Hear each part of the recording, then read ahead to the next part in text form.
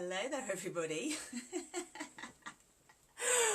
Well, you know, this is going to be a video about shame, and I felt that it was really important to do it in my birthday suit in my bed, on the basis that those of you who don't know, it was my birthday a few weeks ago. I did turn 40, and this was really the start of stepping into the light in a way that I have been preparing for a long time. So if it offends you, I am deeply sorry. Well, I'm not really, because I want to talk about shame today, and I think it's really important that we pay attention to the things that make us feel ashamed or we feel shame about.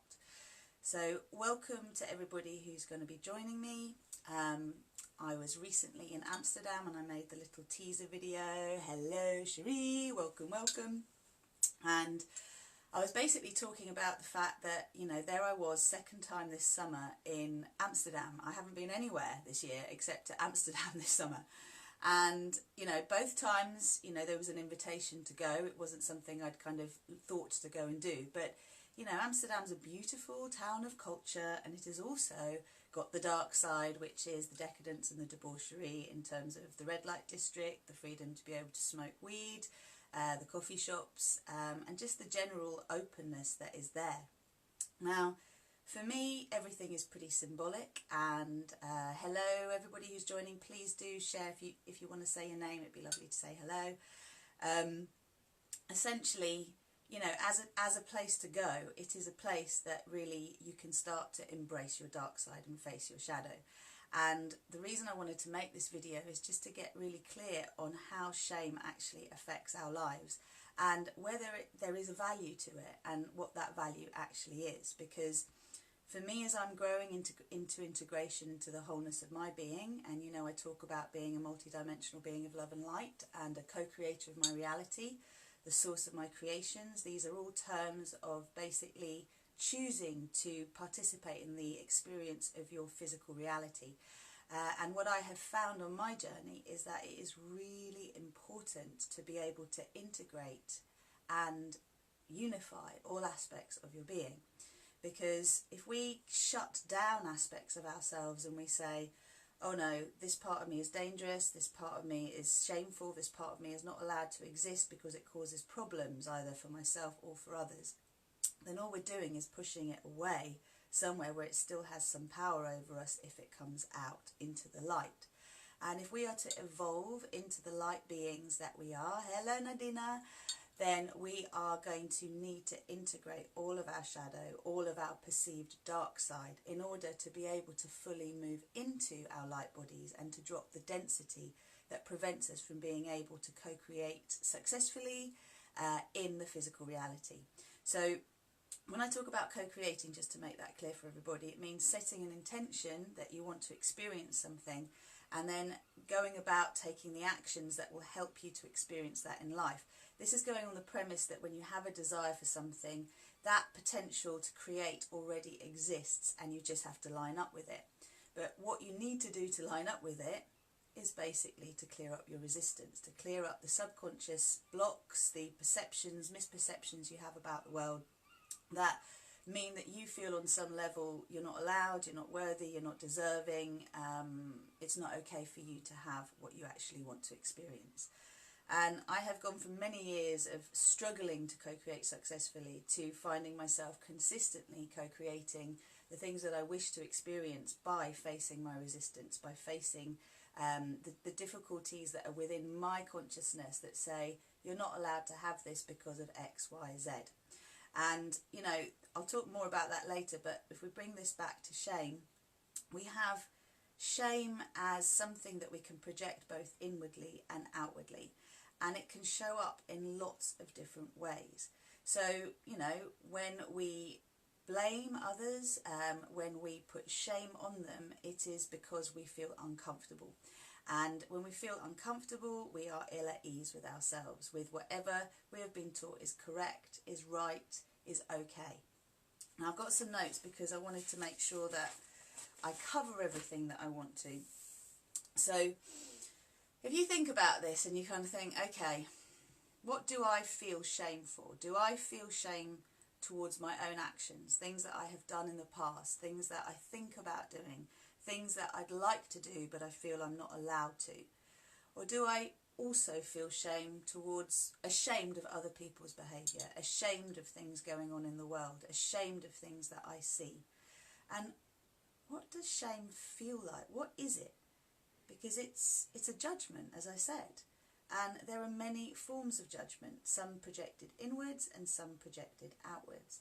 So if you think about guilt, blame and shame, guilt and shame are both ways of attacking the self, and in a way they are a form of self-punishment that we kind of inflict on ourselves subconsciously, so that we don't actually get punishment from the outside world, because on some level we feel as though we deserve to be punished.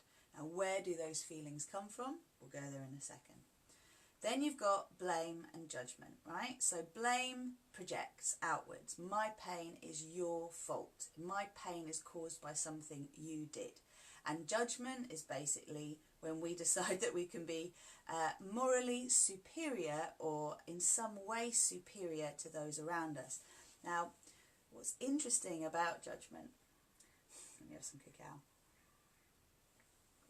is that it comes from the motherline. This is something that my amazing coach Brenda Gabriel shared with me, and it really was another missing piece for me in the work that I've been doing. So whether our father was particularly judgmental or our mother was particularly judgmental, judgment is something that is a female wound, okay? It's part of being out of balance in the feminine aspect. So it's part of being the wounded feminine. And it's like the need to correct. So if you think about how when we grow up in the world, you know, our parents are there to help us to basically learn how to be in the world and how to exist appropriately, for want of a better word. And what appropriate is depends on your cultural conditioning, it depends on your religious conditioning, it depends on where you grew up, it depends on the values, the personal values of your family. Hello hearts, thank you very much. And sorry, just lost you. So the interesting thing about that is that the conditioning is there to keep us safe.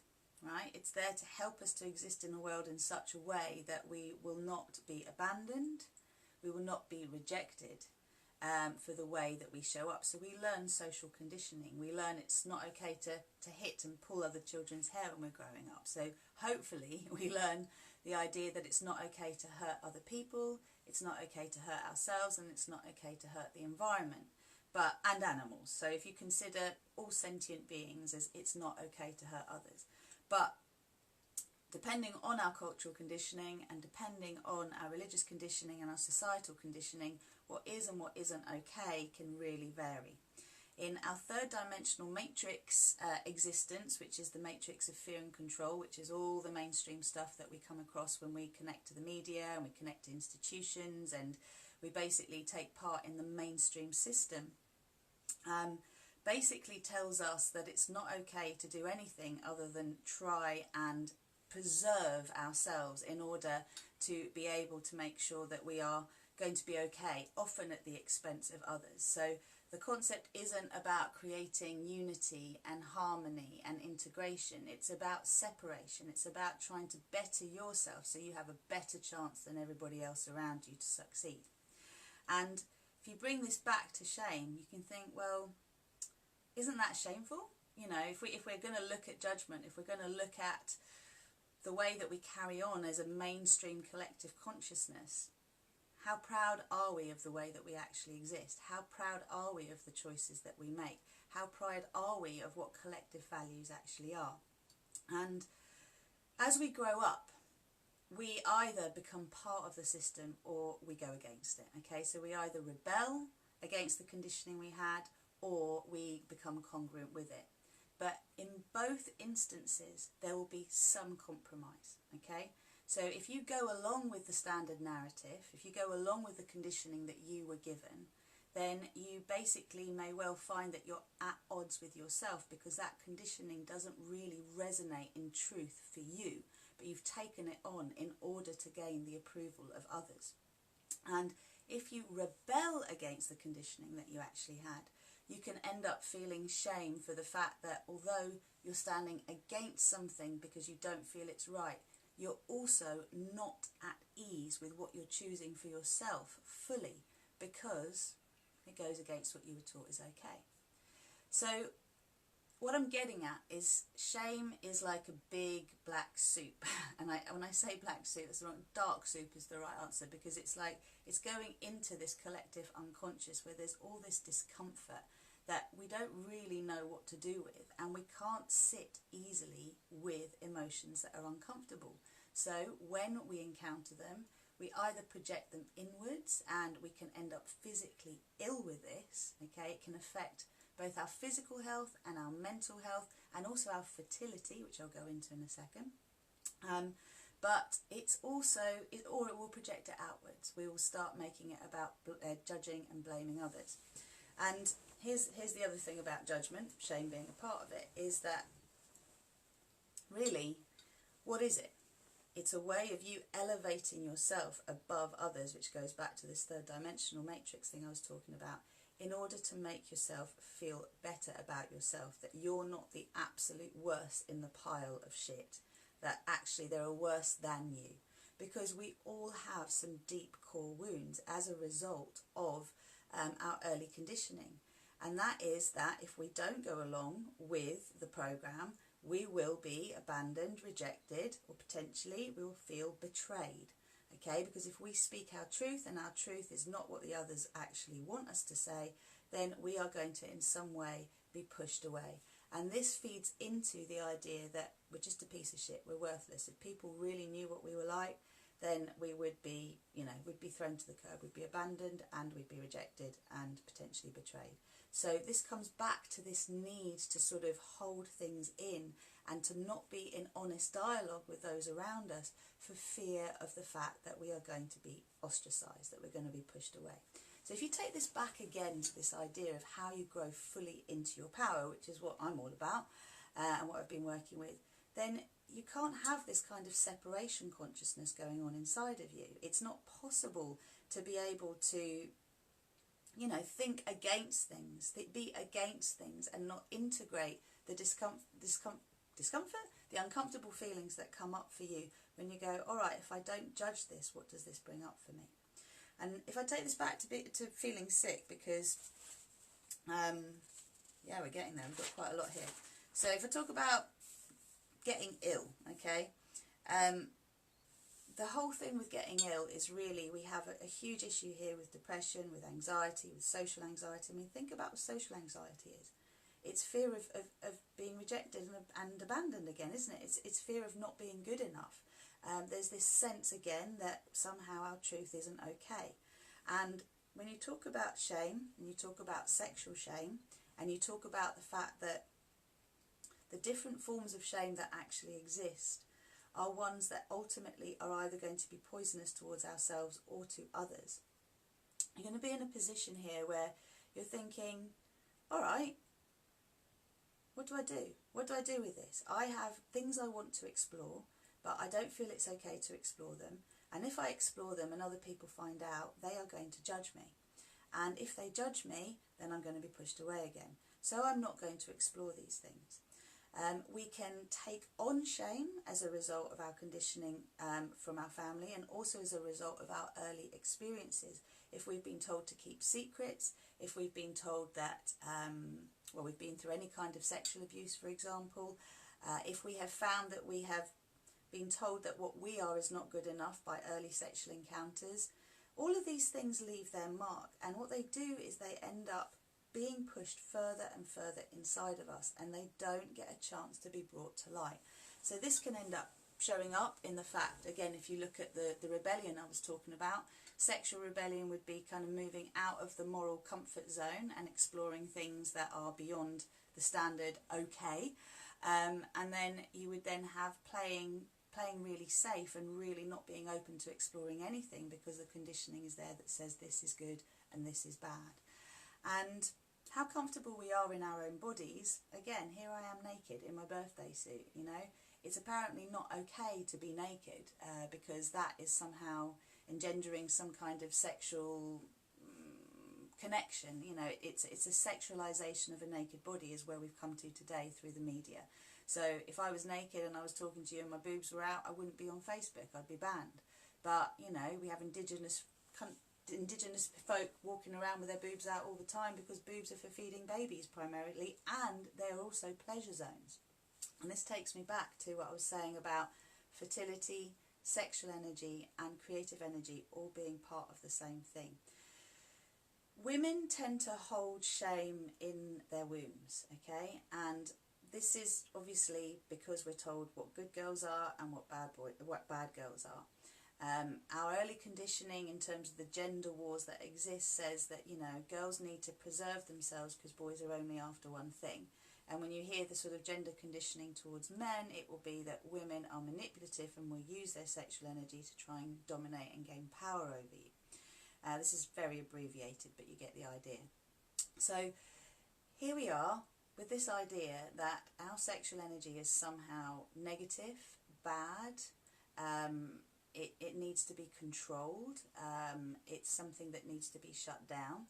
And so we have all these issues, these sexual health issues. We've been taught from as young as we can remember not to get pregnant early, and not to have sex before marriage, and not to have sex unless you're in a committed relationship. And, you know, there are other arguments there for the sake of actually looking after yourself, preserving yourself and respecting yourself. But when you are dealing with consenting adults, when you're dealing with teenagers who are exploring within safe boundaries, when you're dealing with the fact that if you are being respectful towards yourself, and you know how to respect yourself, and you know how to be respectful towards others, then everything is done with consent, is it not?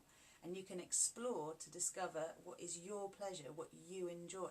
But if you haven't been allowed to do that, if you've grown up and you know what peer pressure's like, you know what teenagers are like and children are like as they're getting older and they're getting pubescent, you can end up in the position where you really feel you've got to operate a certain way in order to get the love and the approval that you actually want. And or that actually you're not going to do that at all because you're not going to expose yourself because it's unsafe and you feel too vulnerable.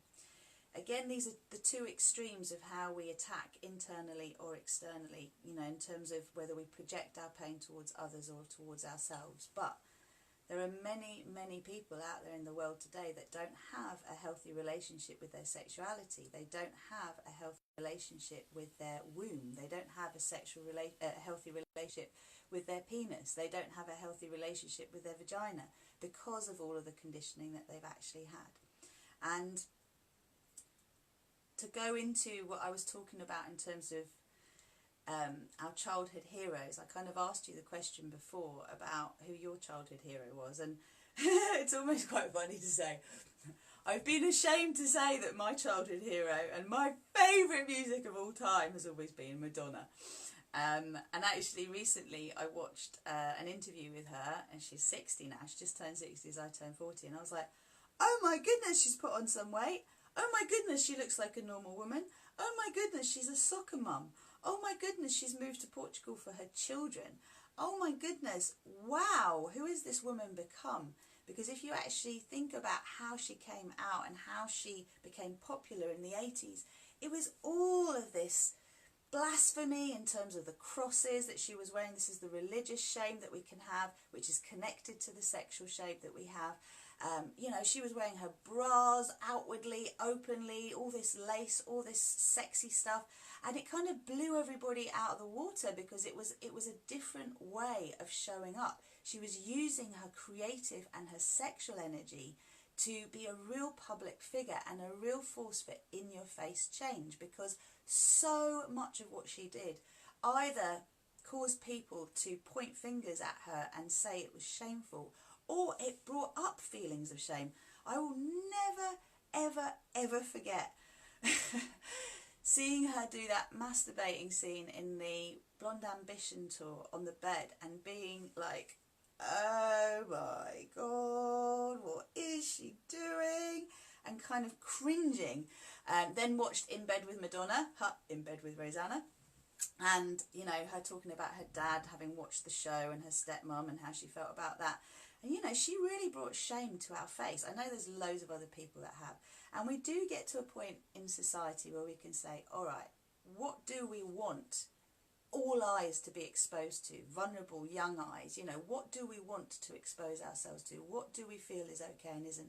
But as you can see, we can't control everything externally as much as we try to. I think about Footloose. I think about the movie where they tried to ban rock and roll because of the fact that some teenagers had died in a car crash. You cannot control all this outer stuff. So the way that we can actually evolve what we see in our outer world is to create some kind of integration in our inner world. And that integration means bringing the uncomfortable feelings that come up into a place where we can actually feel them and we can witness them without moving into judgment. And when you do that, you've got this opportunity to love up your shadow, which is what I was saying when I went back to Amsterdam, and kind of being exposed to all these things, seeing women in windows thinking, I really don't feel okay about that. That's really not, that's not something that I feel is good, is healthy, is healing for people. Those don't look like happy women. And then you can walk into a sex shop and you can look at all sorts of things in there and realise that you have this opportunity to explore aspects of your sexual nature without feeling shame, but just walking into the shop can feel shameful. You know, these triggers are there everywhere for us to be able to see what our blind spots are, where we hold ourselves in shame, where we hold the outside world in shame or judgment. And again, as I said, judgment is really about trying to elevate yourself from the bottom of the heap. And I just want to say that what that is all about is fear. You know, fear of not being okay as you are. And fear really stands for false expectations or emotions appearing real. So if we go back to that idea of, if I'm honest, if I'm truthful about what I want, about what I like, about what is important to me, I will be honoured for that, rather than I'll be rejected, abandoned or betrayed, or I'll be let down. And, you know, take this back to early exploration of your own body. So take this back to the fact that babies will often, you know, touch their genitalia. Little toddlers will do. What do our parents say to us about that? What were the first messages that we got? What messages do we get as children and we're growing up? We've had this whole thing about fear of paedophilia and, you know, protecting your body and, you know, not allowing people to see you because it's dangerous. And it's like, you know, human beings are walking around unable to process their own suppressed emotions. Therefore, anything could potentially trigger them into behaving in such a way that they will then try and attack you for the fact that you are in your truth. You know, think about women covering themselves up as well and why they do that. And, you know, the religious connotations are huge. But anyway, going back to false expectations appearing real and judgment, and asking the question, is there a value to shame? Is there a reason why shame can actually be a good thing? And what I would say with it is, shame can kind of bring us into a space of integrity, or recognising that we're out of integrity, either with the values that we have chosen for ourselves or the values that so far we have adhered to as part of our conditioning. And also, you know, it can help us it helps us to check in with ourselves and kind of see whether or not we are feeling in alignment with that. And we're all plugged into our early conditioning until we choose to change that conditioning, until we choose to question it.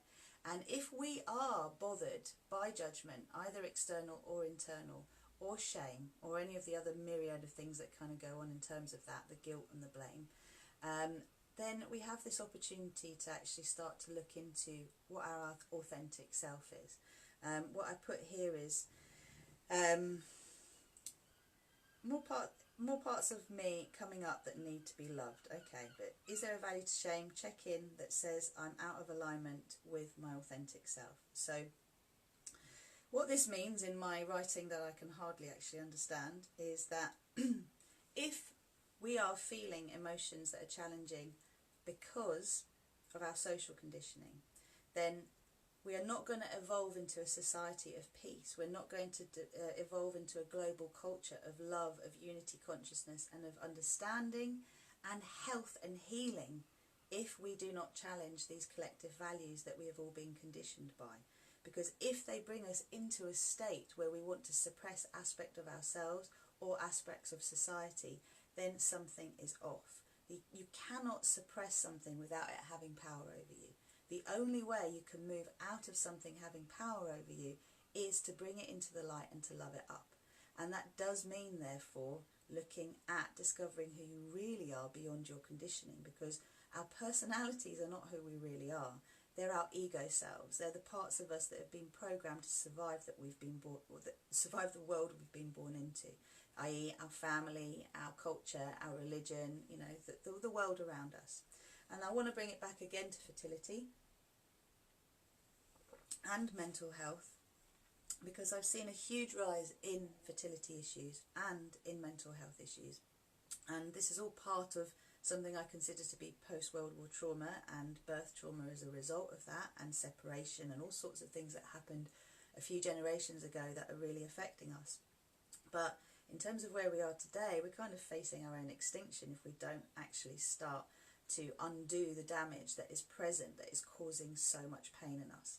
So for many, many people in their 30s and 40s, this is the desire to want to have a baby and not being able to have a baby.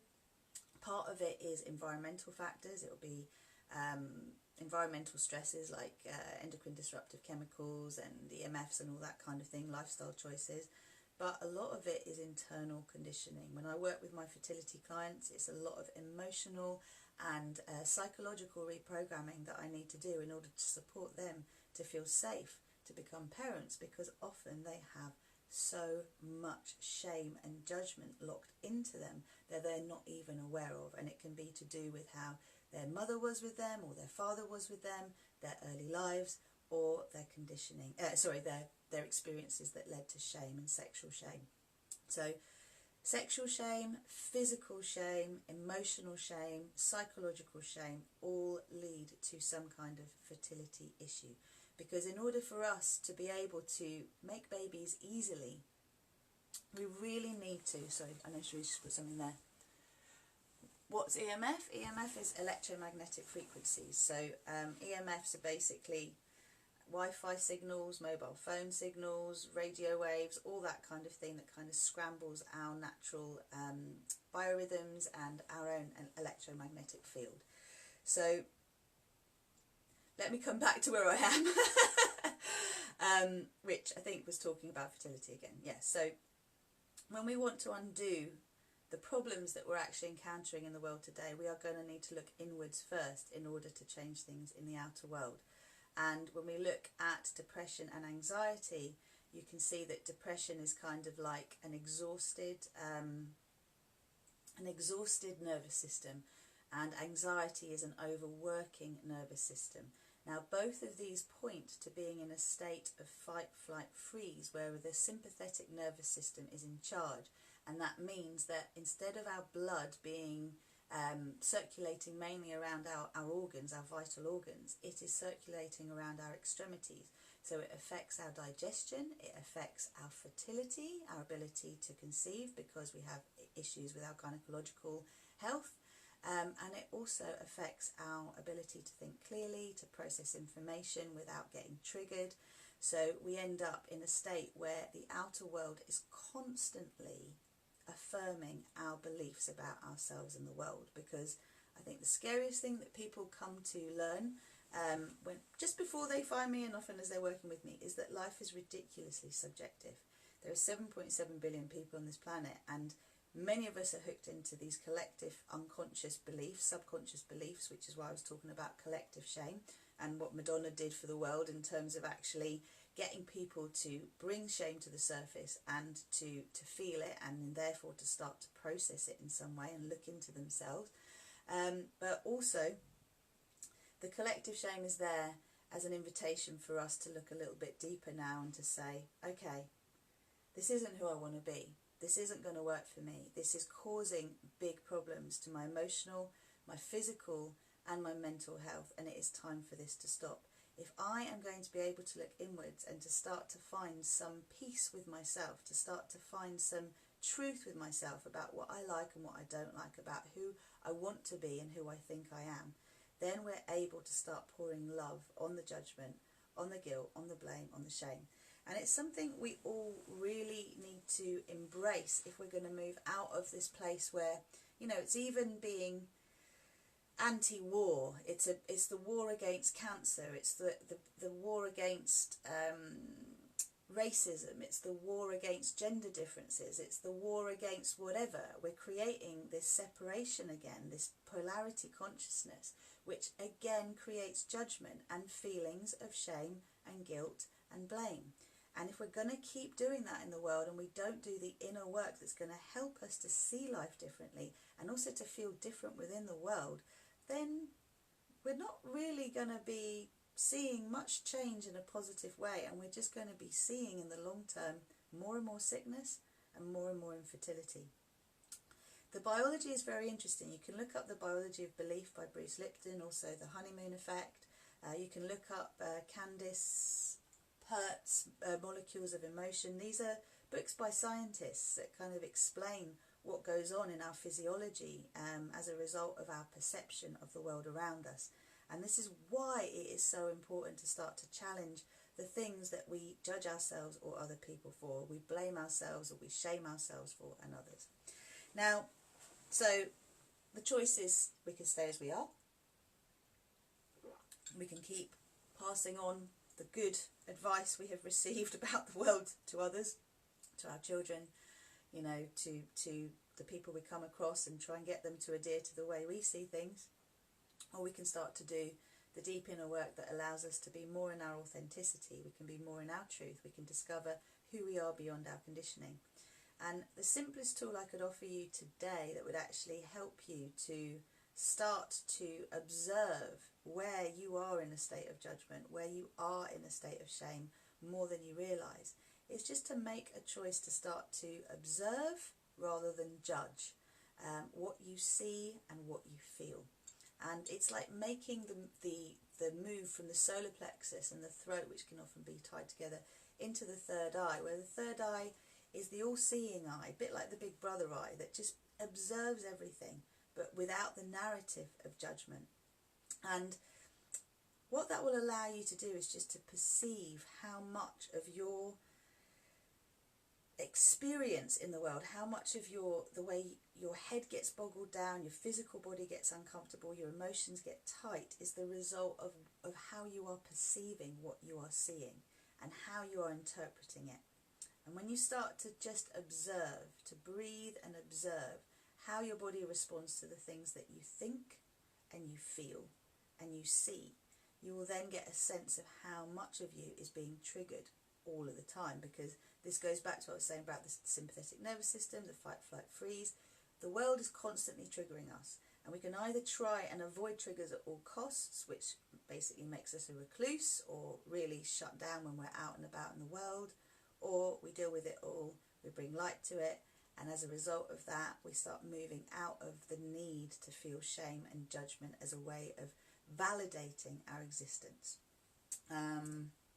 Beyond that, there are essentially, some of the things that I do. So I obviously run coaching programs. I run one-to-one coaching programs and group coaching programs, and also more recently created an awesome program which is brilliant for uncovering blind spots. And for any of you who are new to what I'm saying and to the way I'm kind of giving you some idea of the world around us being different to how we see it, co-creation success is like a 6-step process that allows you to kind of discover why what you want and what's happening don't line up. And it's a really good entry-level course to anybody who would like to find out more about this way of coexisting in the world, where you can become a conscious co-creator and you can manage the discomfort that comes up within you as a result of your interaction with others and the world and your own internal dialogue.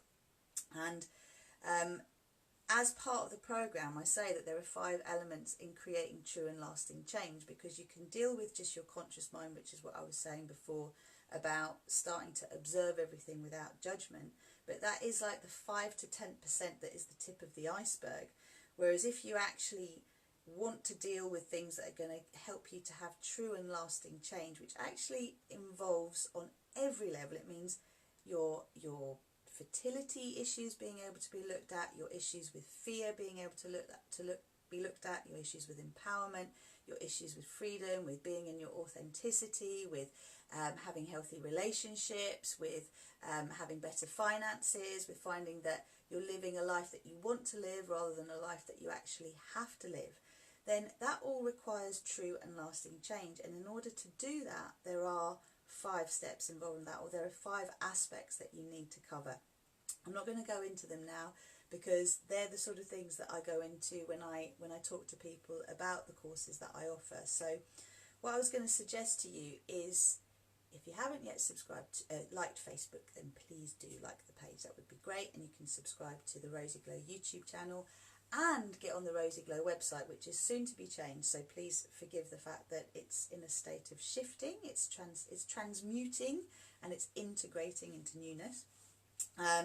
But you will get a free prosperity challenge on that if you do subscribe to the mailing list, which will actually help you to clear blocks around money, health and wealth, and get you to challenge how you feel about those. So that, again, is a good little freebie to lead you into the other stuff I do.